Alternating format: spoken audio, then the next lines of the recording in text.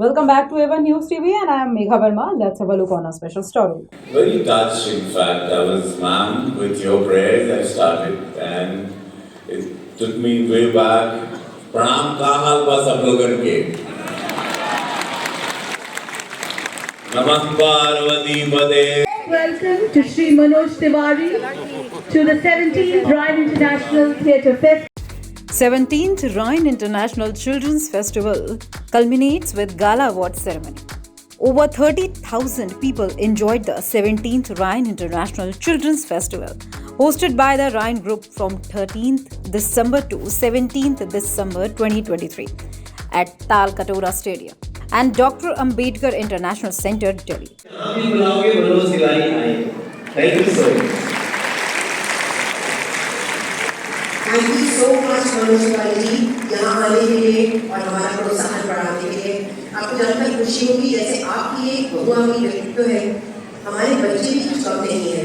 Prime minister खड़े थे, उन्होंने देश को परीक्षा पे चर्चा किया था। आप सबने देखा होगा, ये वही हॉल है, इसी में रह के उन्होंने बच्चों से सबसे बात किया था।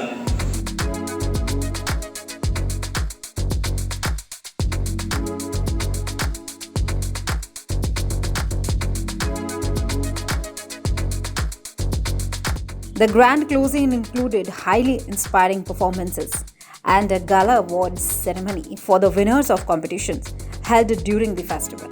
Dr. Grace Pinto, the brain behind the conceptualization of this mega event, said, "We are thankful to our Lord Jesus Christ for His hand of protection and safety over each and every participant during the entire event. We are happy that over 13,000 young ambassadors have taken back home the message of family values, love, and unity through this international event. The aim of the festival was to provide the children of the world the opportunity to come together to exchange ideas, learn about cultures, and develop respects for each other." Let's have hear what the attendees have said about the event. मुझे ये thought बहुत अच्छा लगा कि पूरे दुनिया में जितने आपके ब्रांचेज हैं उन सभी के स्टूडेंट्स, पेरेंट्स कुछ सेलेक्टेड एक जगह इकट्ठे हों और वो दिल्ली में हो रहा है। दिल्ली में भी रायन इंटरनेशनल स्कूल है, मुंबई में भी है, मैं मुंबई से जानता हूँ इन लोगों को।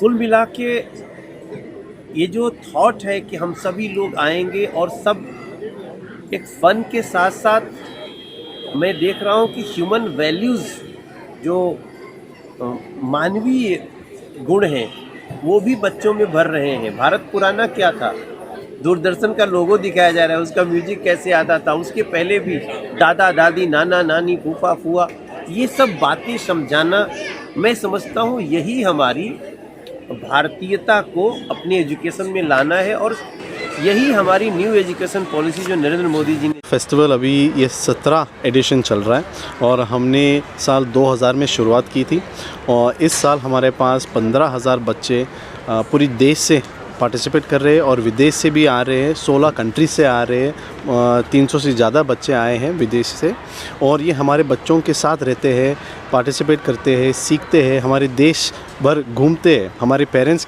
के साथ और उनको ये हम मैसेज देते हैं कि हमारा भारत इनक्रेडिबल इंडिया, हम भारतवासियों के जा रहे हम क्या मैसेज देना चाहते हैं ग्लोबली कि वी आर वन, ये हमारा मैसेज है।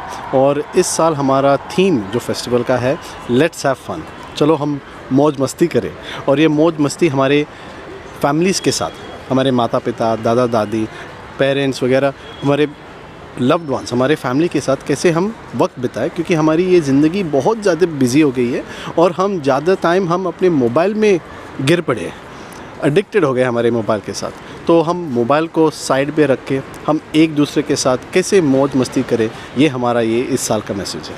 बहुत ही अच्छी पॉलिसी है, 35 इयर्स के बाद ऐसा पॉलिसी आ रहा है और हम ये न्यू एजुकेशन पॉलिसी के ऊपर हमारा जो फेस्टिवल है it goes hand in hand, क्योंकि हम हमारे बच्चों को सिखा रहे हैं how to be global citizen, how to be aware about global issues, cultures, respecting one another. हम एक दूसरे को अलग अलग कल्चर्स को कैसे जाने और रिस्पेक्ट करें। मेरा नाम है आरजे आकृति, मैं हूँ 92.7 बिग एफएम से।